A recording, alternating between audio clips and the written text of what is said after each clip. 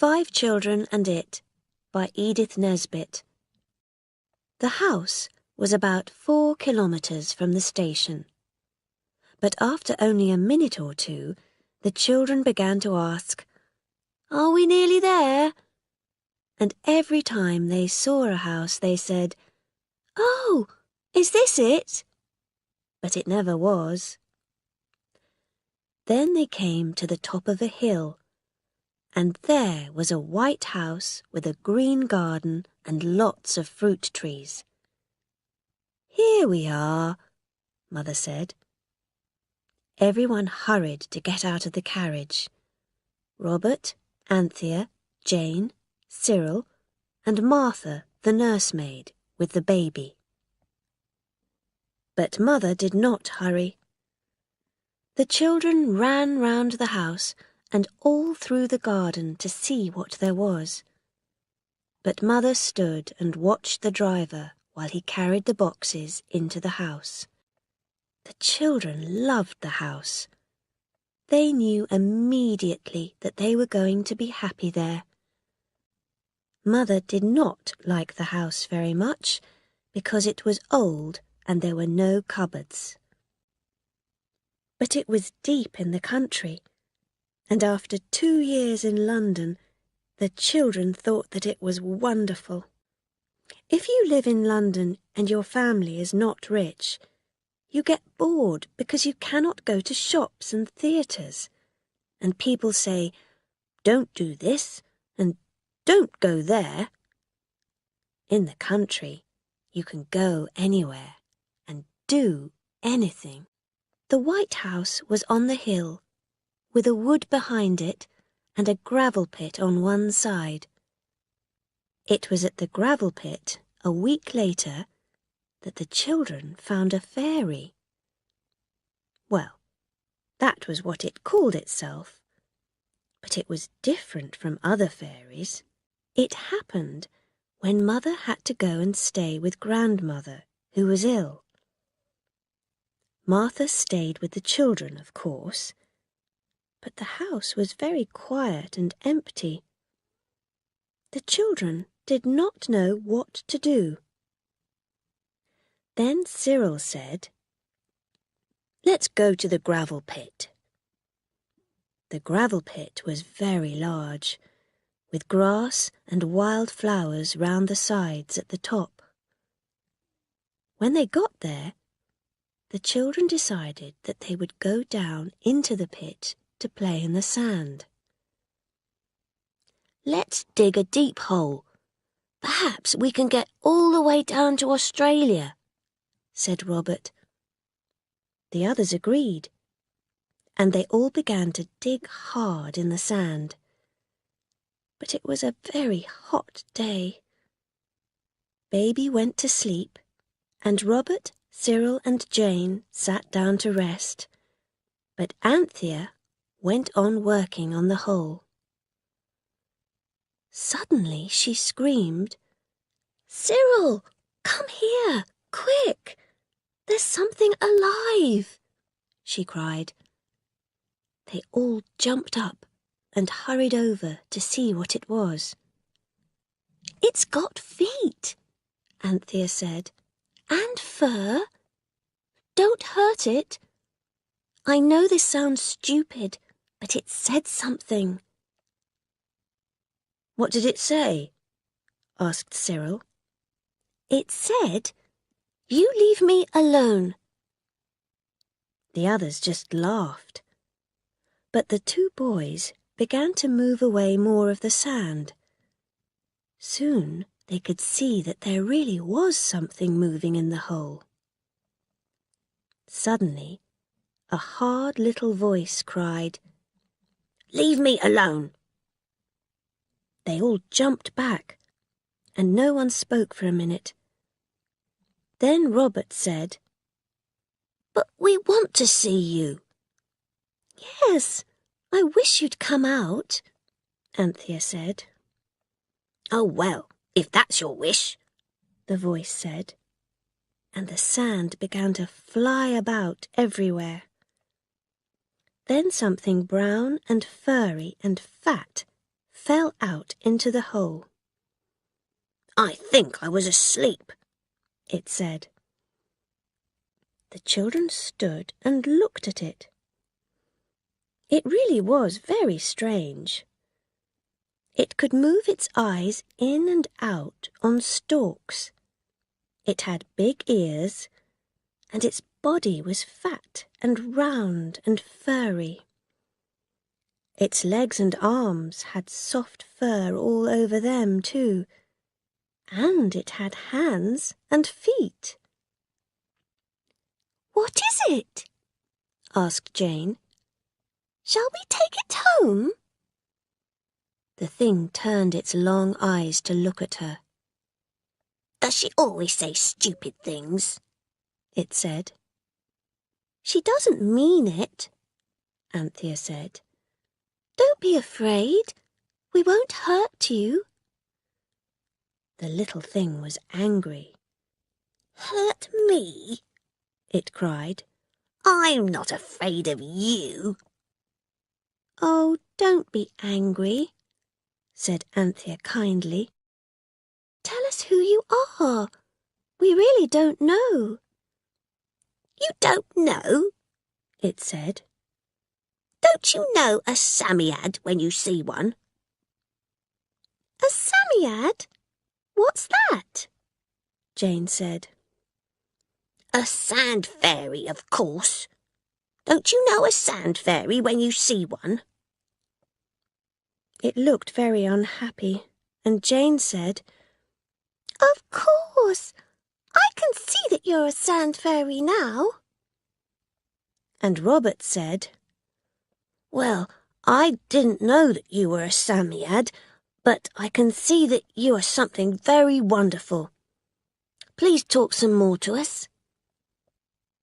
The Psammead looked a little happier when it heard that, and it said, "Well, you can talk to me if you want to. Perhaps I'll answer you, and perhaps I won't. Now say something." At first the children could not think of anything to say, but then Robert asked, "How long have you lived here?" "Oh, thousands of years," the Psammead answered. The children waited, but the Psammead was silent. "Please, tell us more," Robert said. "Well, all right then," the Psammead said. "There were lots of us then," it went on. "People sent their children out to look for Psammeads, and when they found us, we gave them a wish." "What happened to all the Psammeads then?" Robert asked. "Well, if they get wet, they get ill, and they usually die, and that's what happened. Most of them got wet and died. And I'm not going to tell you another thing." "Oh, just one more question, please," said Robert. "Do you give wishes now?" "You've had one," said the Psammead. "You wished to see me, and here I am." "Oh, please, just one more," Anthea cried. "Well, all right, but be quick. I'm tired of you."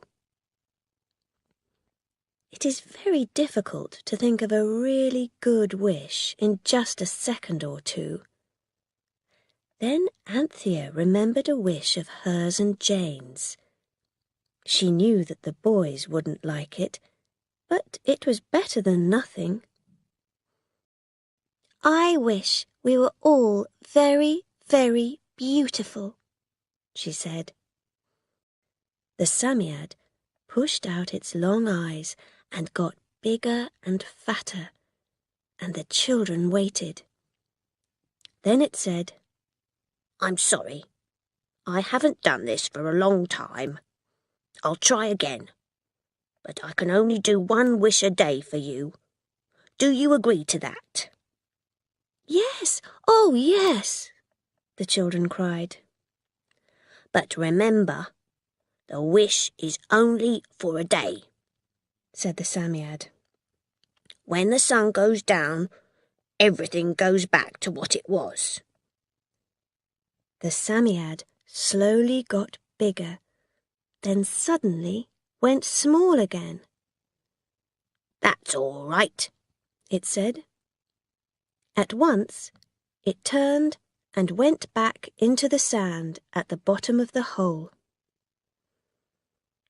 The children stood there for a second, and then Anthea turned to speak to the others. But they were not there. She was looking at 3 strangers. A girl with beautiful red hair and big blue eyes, and 2 very good-looking boys. Suddenly she understood. They had their wish. The strangers were Robert and Cyril and Jane, but now they were beautiful. Cyril's hair was golden now, and Robert's was black. "I liked you better before," Robert cried angrily to his brother and sisters. "Jane's hair looks like carrots, and Cyril looks really stupid with long golden hair." They went to find Baby, but he was just the same as he was before. "Perhaps it's because he's young. He can't have wishes. We'll have to remember that next time," Anthea said, and she held out her arms to him. But Baby's mouth turned down at the corners, and then he began to cry loudly. He did not know them. It took an hour to stop him crying, and then, very tired and cross, they took him home. Martha, Baby's nursemaid, was waiting at the front door. She took Baby from them quickly. "Where are the others?" she asked. "And who are you?" "We're us, of course," Robert said. "You don't know us because we're beautiful." "And we're very hungry," said Cyril. "And we want our lunch, please." "Go away," Martha screamed, "or I'll send for the police." And she closed the door in their faces. The children were very hungry by then, and they tried 3 times to get into the house, but Martha would not let them in. After a while, they went and sat at the bottom of the garden to wait for the sun to go down. "The wish will finish then, won't it?" Jane said. But the others didn't answer, because no one was really sure. It was a terrible afternoon. They had no lunch, no tea, and they were tired, angry, and afraid. It's true that they were all very beautiful, but that's not a lot of help when you're unhappy. In the end, they fell asleep. It was nearly dark when they woke up. Anthea was the first to wake up, and she looked at the others. They were no longer very beautiful. Everything was all right again. Happily, they all went back to the house. Of course, Martha was angry. "Where have you been all day?" she cried. It is not easy to explain a Psammead to an angry nursemaid, so the children didn't try. "We met some beautiful children, and we couldn't get away from them until it was nearly dark," Anthea said. "They were terrible, and we never want to see them again." And they never have. The next morning, Martha took Baby out with her, and the children decided to go back to the gravel pit to look for the Psammead again. At first, they could not find it. "Perhaps it wasn't really here," Robert said. But they began to dig into the sand with their hands, and suddenly they came to the brown furry body of the Psammead. It sat up and shook the sand out of its fur. "How are you today?" Anthea asked. "Well, I didn't sleep very well, but thank you for asking," the Psammead answered. "Can you give wishes today?" Robert said. "Because we'd like to have 2, if we can, but 1 is a very little wish." "Well, all right," said the Psammead, looking at Robert with its long eyes. "Let's have the little wish first." "Martha mustn't know about the wishes," Robert said. "I mean, she mustn't see anything different about us. And can you do that for every wish on every day?" The Psammead went a little bigger and then went small again. "I've done that," it said. "It was easy. What's the next wish?" "We wish," said Robert slowly, "to be very rich." "How much money do you want?" asked the Psammead. "It won't do you much good, of course," it said quietly to itself. "Well, how much? And do you want it in gold or notes?" "Gold, please," Robert said. "Millions." "A full gravel pit, all right," said the Psammead, sounding bored. "But get out before I begin, or you'll die underneath it." Its thin arms got very long, and it began to move them about. The children were afraid, and ran as fast as they could up to the road. When they were there, they turned to look back.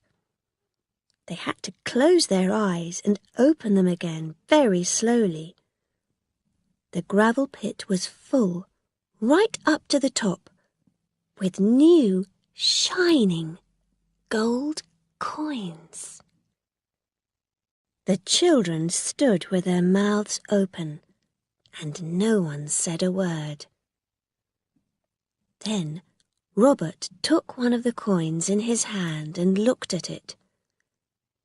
"It's different from English money," he said.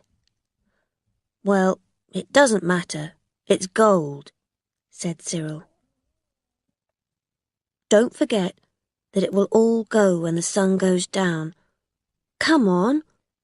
Let's put as much as we can in our pockets and go and spend it."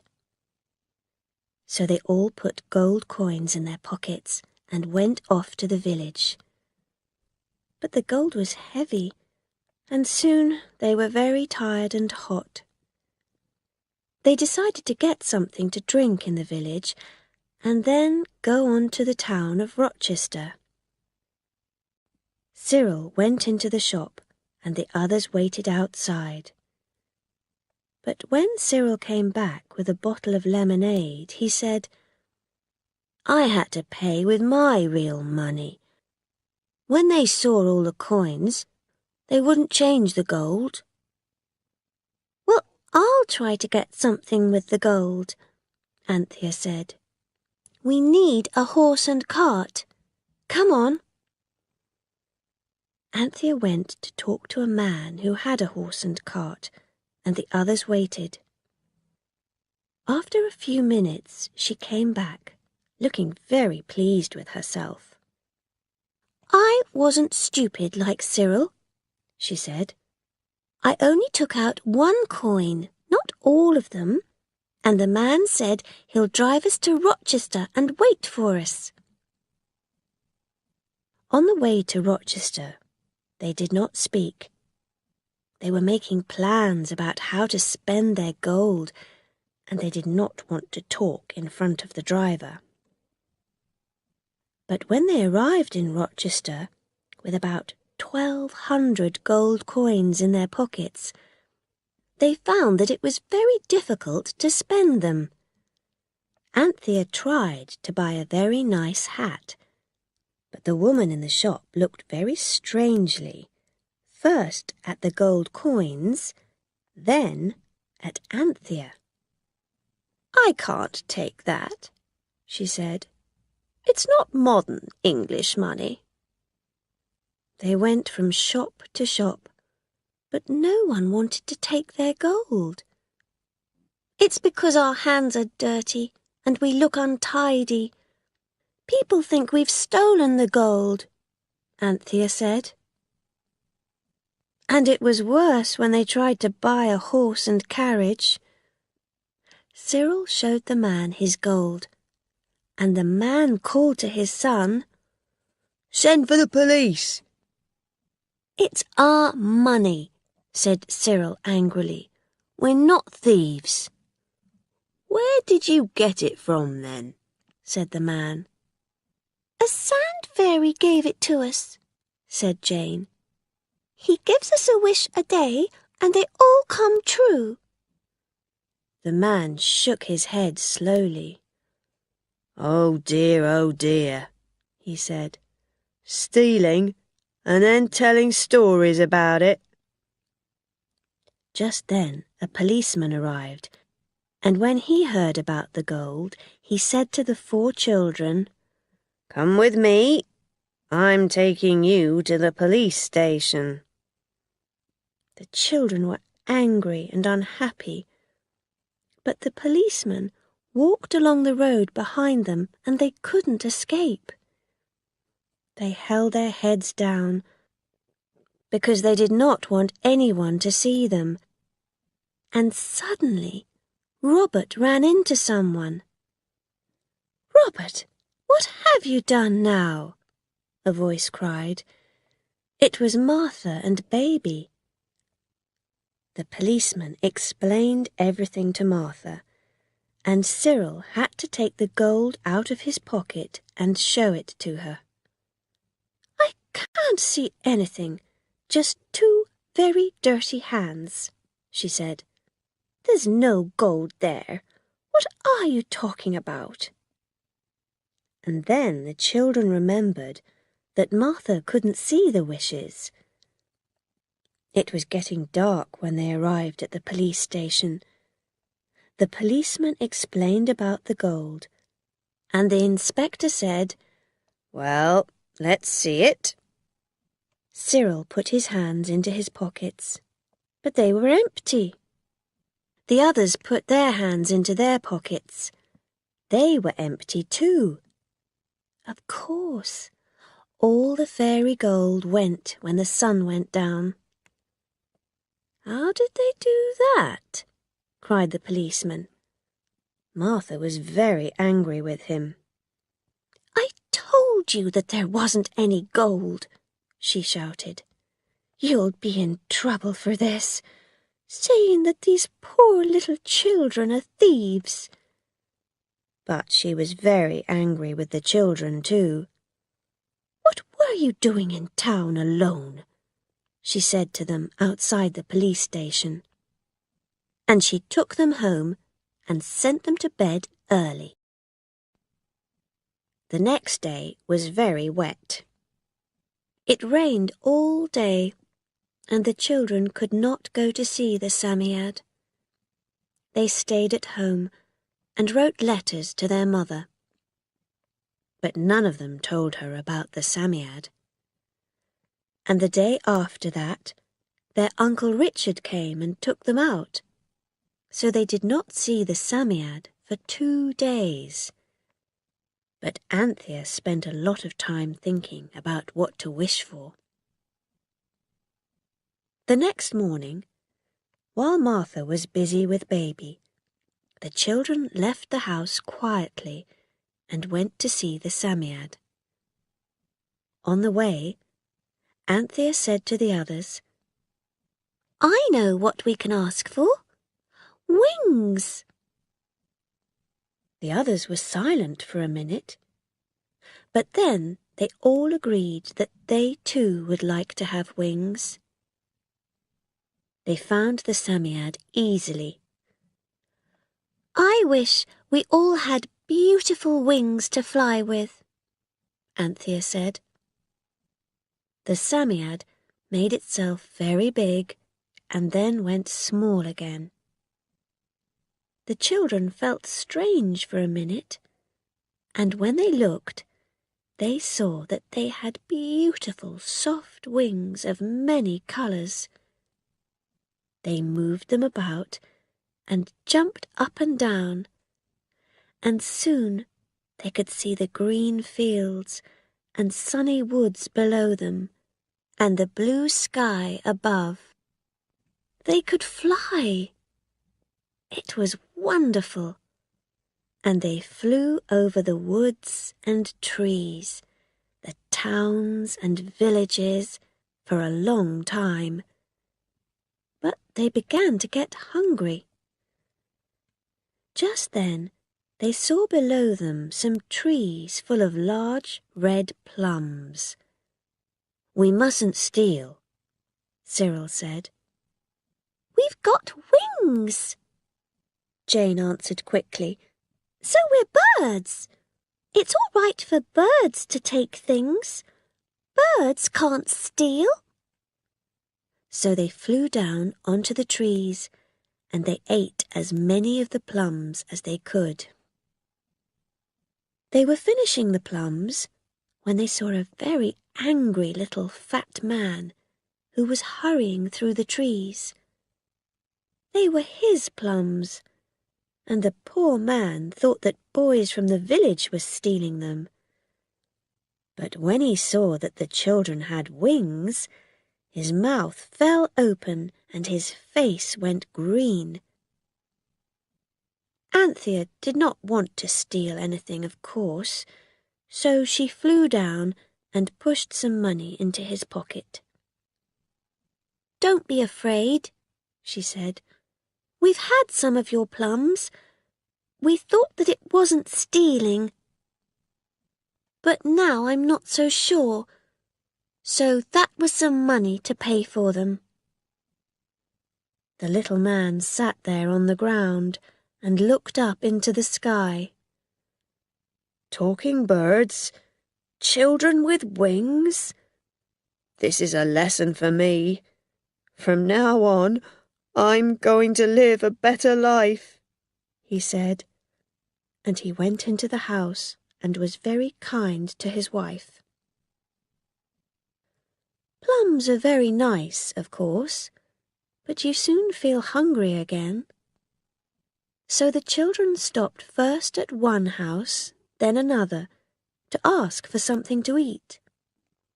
They didn't get anything because everyone was afraid of them and screamed and ran away when they saw them. By 4 o'clock, they were getting very tired and hungry, so they flew down onto the roof of a church to think what to do. "We can't possibly fly all the way home without something to eat," said Robert. In the end, they decided to take some food from the vicar's house next to the church. "He's a good man. He'll understand. We'll leave some money for the food," Cyril said, "and a note saying that we're sorry." Cyril got in through the window and gave the food to the others who were outside. There was some cold meat, half a cold chicken, some bread, and a bottle of soda water. Then they all flew back up onto the church roof to eat it. They were very hungry, so they really enjoyed it. But when you are very hungry, and then you eat a big meal and sit in the hot sun on a roof, it is very easy to fall asleep. And so they did, while the sun slowly went down in the west. They slept for a long time. When they woke up, it was dark, and, of course, they had no wings. "We must get home," Cyril said. "There's a door over there. That's the way down." But when they tried the door, they found that it was locked from the other side.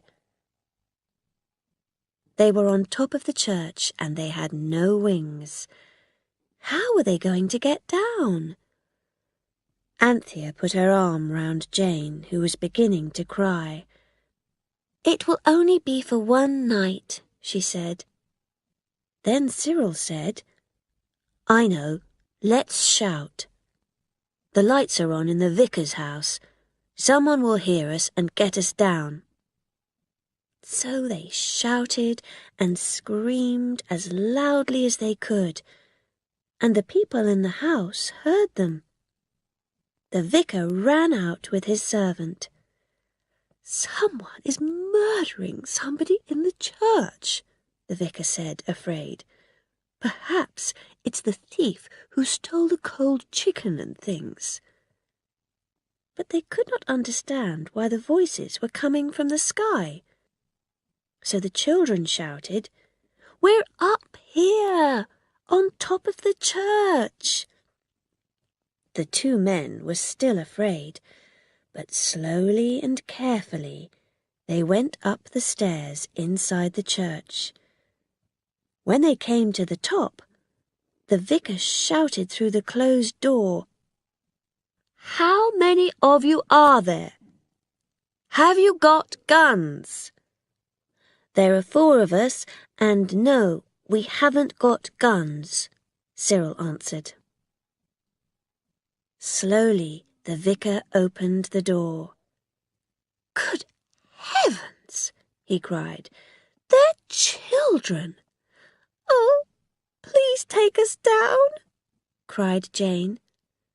So the vicar and his servant took them down and into the vicar's house. Of course, the vicar wanted to know why the children were on the church roof. "We went up there because we wanted to see what it was like," said Cyril. "But then we couldn't get down again because the door was locked." He didn't say anything about the wings, of course. "But who locked the door?" the vicar asked. "We don't know," Jane answered, "but we're not telling you everything." "Ah, there's a friend in it then," said the vicar's servant man, who was called Beale. "Yes, but we can't tell you about him," said Anthea, thinking of the Psammead. "We really are very sorry, and please can we go home now?" The vicar still did not understand, but he was a kind man, so he sent the children home in a carriage with his servant. Martha, of course, was very angry with them. But Mr. Beale explained everything very well. He was a good-looking young man with a nice smile, and after a while Martha forgot to be angry. So the day ended happily after all. The next morning, Martha said that the children could not go out. "You can stay in and be good," she said. "There's something that we all want," said Robert. "Can I just go out for half an hour to get it?" And Martha, who was really very kind, said that he could. Of course, they all wanted the day's wish, so Robert hurried to the sand pit. The Psammead was waiting for him, but when Robert tried to think of a really good wish, he couldn't, and the others were not there to help him. "Hurry up," the Psammead said. "I can't wait all day." "Oh dear," Robert said. I wish that we didn't have to come here to get our wish. Oh, don't! But it was too late. The Psammead was already making itself big. There, it said. that wasn't easy, but I've done it. You don't need to come here to have your wish.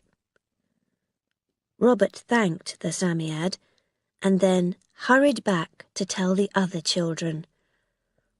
We must wish for something really good tomorrow, he said. The next morning they thought and thought, but they couldn't think of a really good wish. So they decided to go to the gravel pit. Suddenly they saw a baker's boy who was coming along the road with his basket of bread, and they decided to play a game with him. Stop, cried Cyril. Your money or your life, shouted Robert, and they stood on each side of the baker's boy. The baker's boy, who was tall and large, was not very interested, and he pushed them both away. Don't be stupid, he said.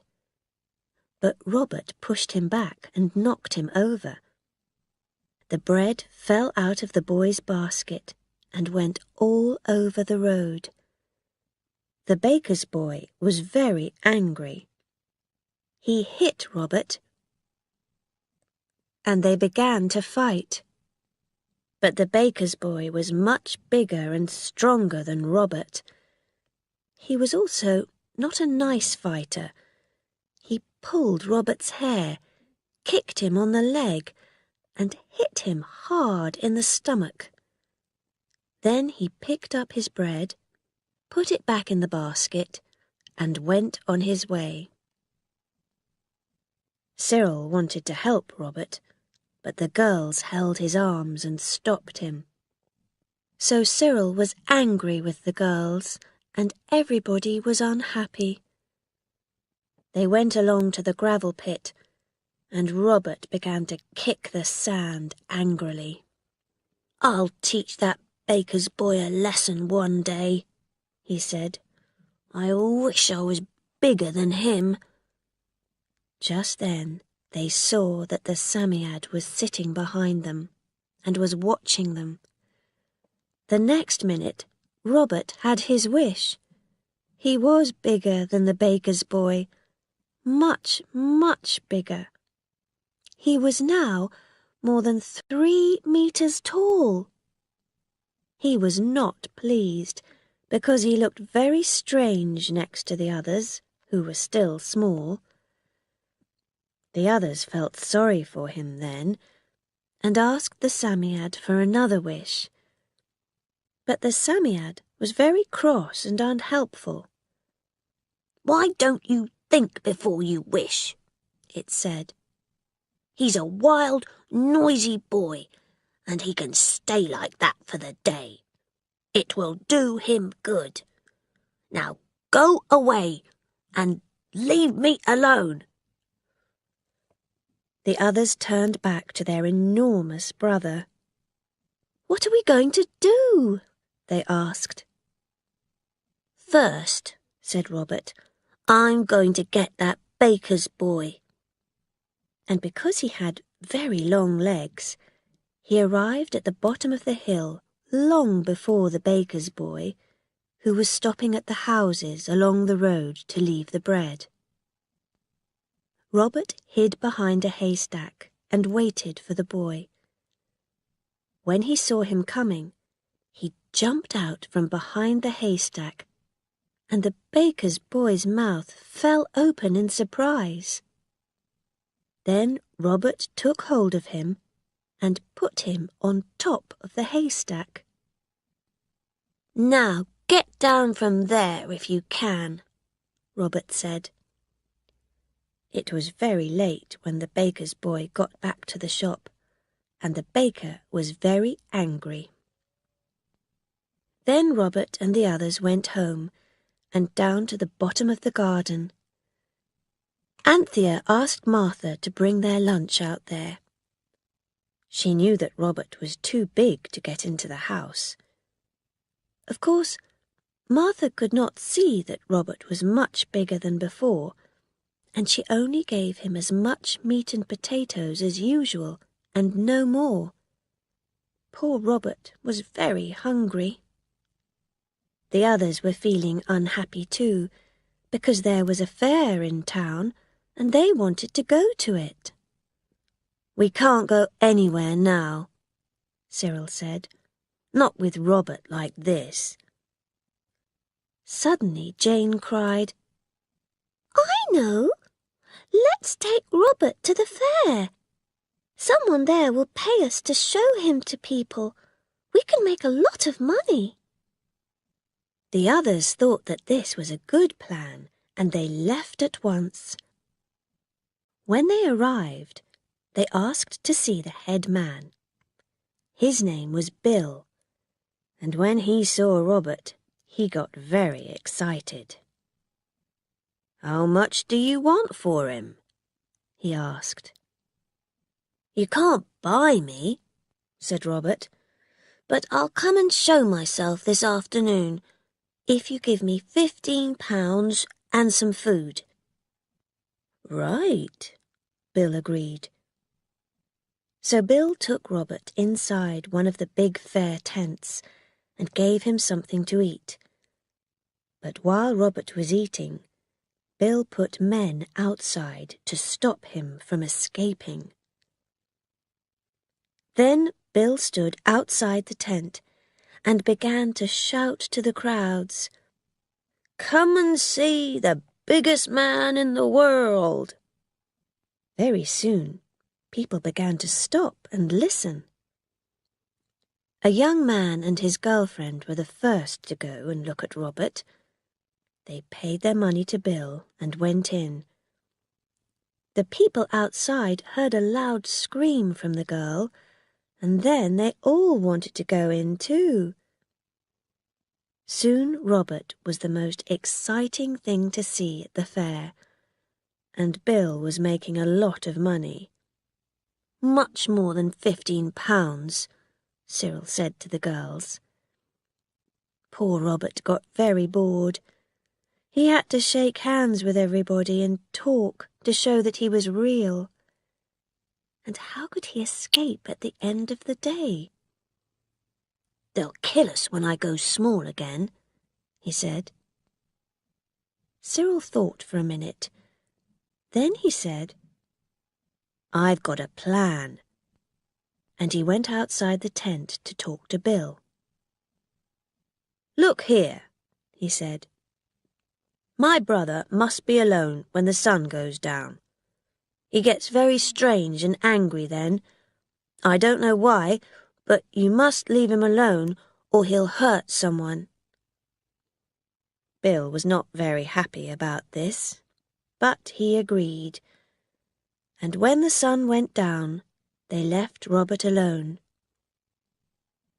Robert quickly got out under the back wall of the tent, and no one knew who he was, because he was just a small boy again. The children ran all the way home, and we do not know what Bill said when he found that Robert was not there. The next day there was a letter to say that the children's mother was coming home that afternoon. So they decided to wish for something for their mother. They were busy trying to think of something when Martha came into the room very excited. "There were thieves at Lady Chittenden's last night," she said. "They took all her jewels. She's got lots of beautiful diamonds. They cost thousands of pounds, I've heard." "When I'm older, I'm going to buy Mother jewels like that," Robert said. "I'd like Mother to have all Lady Chittenden's beautiful jewels now," said Jane. "I wish she could." "Oh, Jane," cried the others, "what have you said?" "Well, She will have them, said Robert. You've wished. Everyone will think she stole them. We'll have to try to find the Psammead and ask it to take the wish back. They hurried down to the gravel pit, but they could not find the Psammead. So they hurried home again and looked in their mother's room for the jewels, but they were not there yet.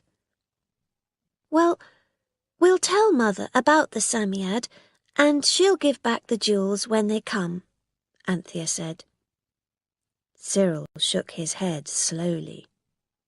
She isn't going to believe us. Can anyone believe about a Psammead if they haven't seen it? And adults never believe things like that. No, she'll think we are the thieves, and we'll all go to prison and everything will be terrible. And that afternoon, when Mother came home, the children ran to meet her and put their arms round her and tried to stop her from going upstairs to her room. But I must take my coat off and wash my hands, she cried, laughing, and she went up to her room. The children went after her, and there, on the table, was a green box. Mother opened it.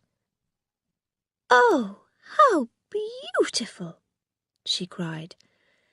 It was a ring, a beautiful diamond ring. Perhaps it's a surprise present from Father, she said. But how did it get here? But then she found a diamond necklace and brooches and bracelets. There were jewels in every cupboard in her room. The children began to look unhappy, and Jane began to cry. Mother was no longer smiling. Jane, what do you know about this? She said slowly. The true story, please. We met a sand fairy, Mother, Jane began. Don't be stupid, Jane, Mother said angrily. Some thieves stole all Lady Chittenden's jewels from her house last night, Cyril said quickly. Perhaps these are her jewels. Then Mother called for Martha. Have any strangers been in this room, Martha? She asked her. Yes, but it was just my young man, Martha answered, afraid. He was moving a heavy cupboard for me. This, of course, was Mr. Beale, the vicar's nice young servant man, who was now very friendly with Martha. So, of course, Mother thought that he was one of the thieves.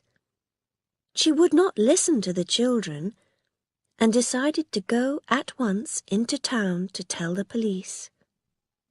The children could not stop her. This is terrible, said Anthea. Poor Martha and poor Mr. Beale. He isn't a thief. What are we going to do? Then she cried, Come on, we must find the Psammead. They all hurried down to the gravel pit, and this time they found the Psammead sitting on the sand and enjoying the evening sun. When it saw them, it tried to get away, but Anthea put her arms round it. Dear, kind Psammead, she began. Oh, you want something, do you? It said. Well, I can't give you any more wishes today. Don't you like giving wishes? Anthea asked. No, I don't, it said. Go away and leave me alone. But Anthea went on. Listen, she said. If you do what we want today, we'll never ask you for another wish." "I'll do anything for that," it said. "I really don't enjoy giving wishes. It's very hard work, you know, and I get so tired." "Well, first I wish that Lady Chittenden will find that she has never lost her jewels." The Psammead got bigger and then went small again. "Done," it said. "I wish that Mother won't get to the police." "Done," the Psammead said again. "And I wish," said Jane suddenly, "that Mother and Martha will forget all about the jewels." "Done," the Psammead said, but its voice was tired. "Now," it went on, "will you wish something for me?"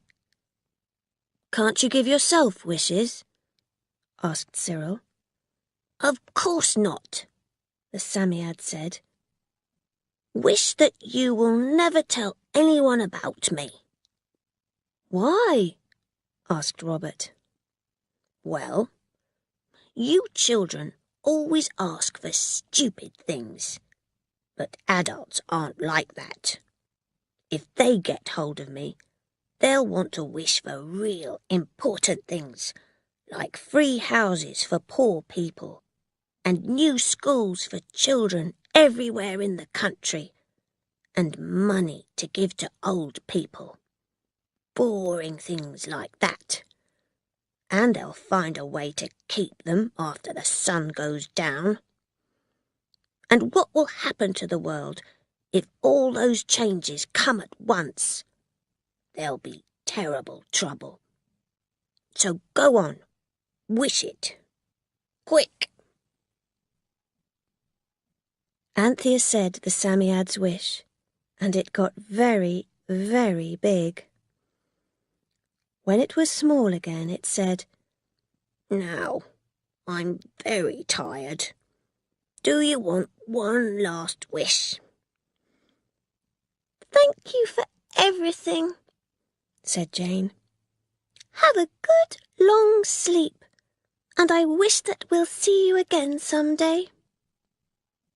Then, for the last time, the Psammead went big, then small again. It looked at them all once more with its long eyes, and then dug itself quickly into the sand. And when they arrived home again, everything was all right. Mother came home, and she and Martha remembered nothing. And Lady Chittenden found that her jewels were not lost. "Will we ever see the Psammead again, do you think?" Jane said to the others later in the garden. And of course they did. But not in this story. It was in a very, very different place. It was in a... But I must say no more.